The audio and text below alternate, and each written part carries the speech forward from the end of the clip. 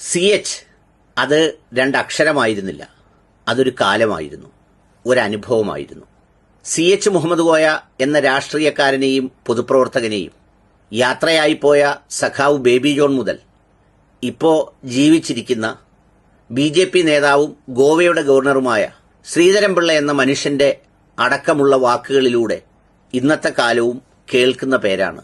പാണക്കാട് കുടുംബത്തെപ്പോലെ ആത്മീയ ചൈതന്യവും വളരെ കുലീനത്വവും കരുണാർദ്രവുമായ പെരുമാറ്റം കൊണ്ട് അടയാളപ്പെടുത്തപ്പെട്ട കുടുംബങ്ങൾ ലീഗിലും മലബാറിലും പലയിടങ്ങളിലും പല രൂപത്തിലും ഭാവത്തിലും പ്രാദേശികമായിട്ടുമൊക്കെ ഉണ്ടായിരുന്നു. എന്നാൽ പാവങ്ങളോട് ചേർന്ന് നിൽക്കുന്ന, കഷ്ടപ്പാടുകാരുടെ ഭാഷയിൽ സംസാരിക്കുന്ന, അവരുടെ വിയർപ്പിന്റെ മണവും കണ്ണീരിന്റെ ഗന്ധവുമൊക്കെയുള്ള മണ്ണിൽ പുതഞ്ഞ മനസ്സുമായി ഒരു പൊക്കമില്ലാത്ത ശരീരത്തിൽ വലിയ പൊക്കത്തോടെ ജീവിച്ചൊരാളാണ് സാക്ഷാൽ CH മുഹമ്മദ് കോയ.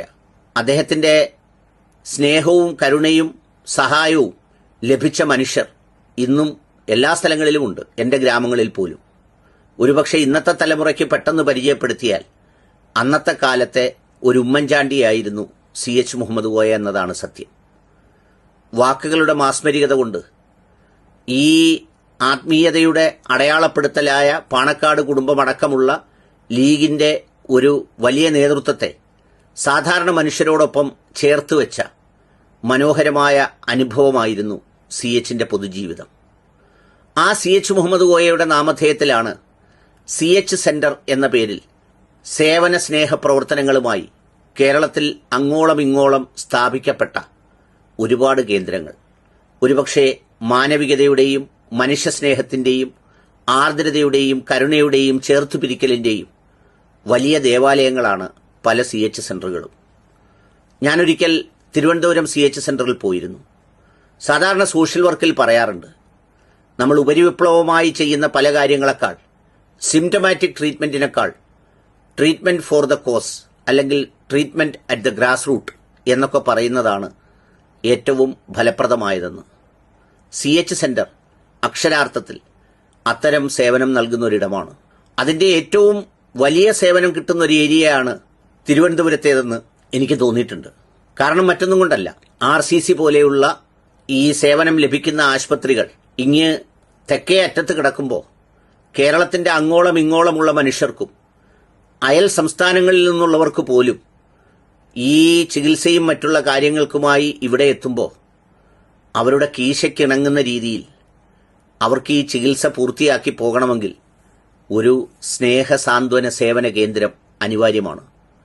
അത്തരമൊരിടം കണ്ടെത്തി പണ്ട് മരണപ്പെട്ടു പോയ അസ്ലം എന്ന് പറയുന്ന ഒരു മനുഷ്യന്റെ കയ്യൊപ്പുകൂടി ചേർത്ത് വെച്ച ആ വലിയ മഹാദൌത്യം എല്ലാ അർത്ഥത്തിലും മുന്നോട്ട് സഞ്ചരിക്കുകയാണ്.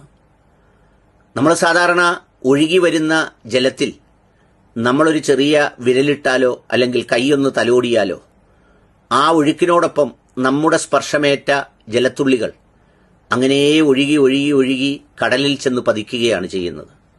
CH സെന്റർ ഒരു നന്മയുടെ പ്രവാഹമാണ്.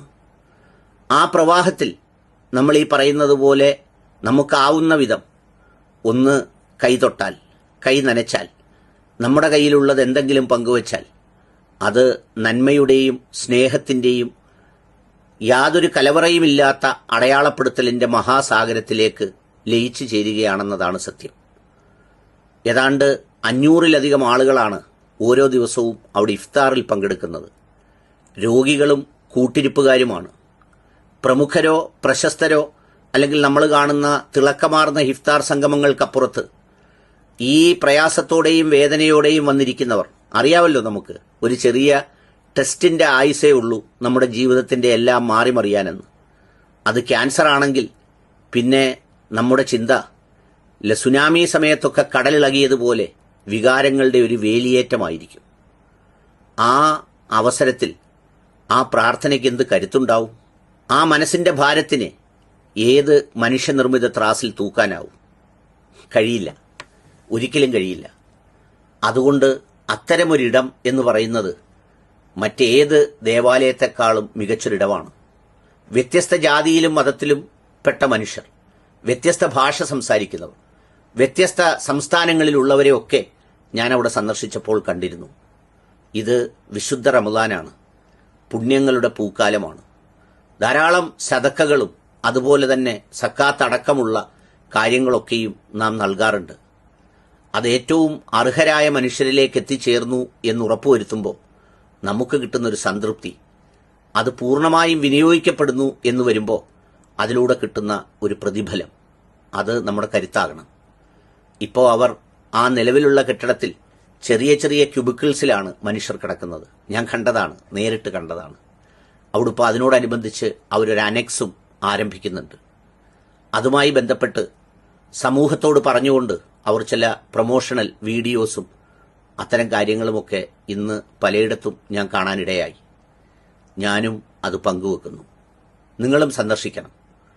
നമ്മൾ ഈ കൊട്ടിഘോഷിക്കപ്പെടുന്ന ഇഫ്താറുകളോ അല്ലെങ്കിൽ നമ്മൾ ഈ പറയുന്ന നമ്മുടെ അടയാളപ്പെടുത്തലായി നാം സൃഷ്ടിച്ചു വെക്കുന്ന വലിയ വീടുകളോ ഒന്നുമല്ല.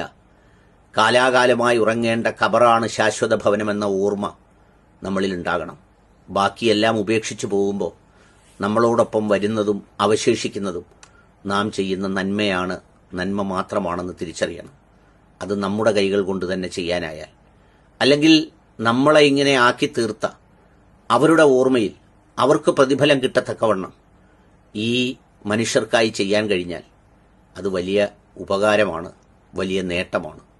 അതിന് നേതൃത്വം നൽകുന്ന ഇ.ടി. മുഹമ്മദ് ബഷീർ എന്ന ഒരു വ്യത്യസ്തനായ ജനസേവകനായ ആ ജനപ്രതിനിധി അടക്കമുള്ള ഒരു കൂട്ടം നല്ല മനുഷ്യരാണ് ഈ സെന്ററിന് നേതൃത്വം നൽകുന്നത്. അതിൻ്റെ വീഡിയോ ദൃശ്യങ്ങൾ നിങ്ങൾക്ക് കാണാം. സഹായിക്കണം. ഇപ്പോഴല്ലാതെ പിന്നെപ്പോഴാണ്? നമുക്കല്ലാതെ മറ്റാർക്കാണ് ഇതൊക്കെ ചെയ്യാനാവുക?